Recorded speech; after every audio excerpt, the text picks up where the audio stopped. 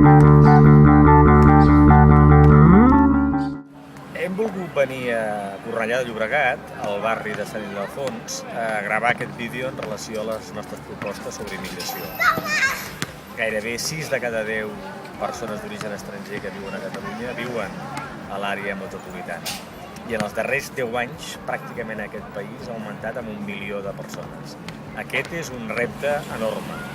Té molt a veure amb la convivència, té molt a veure amb la capacitat d'oferir oportunitats de feina a les persones que han arribat, té molt a veure en reconèixer drets, però també en demanar responsabilitats i obligacions. Però sobretot té a veure amb tenir aquells instruments que avui no té Catalunya per a governar les immigracions. Aquest és un repte que hem de plantejar clarament en aquesta propera legislatura, que Catalunya pugui construir la seva pròpia política d'immigració per donar resposta a nous problemes, a noves necessitats que són imperioses per al futur de progrés del nostre país.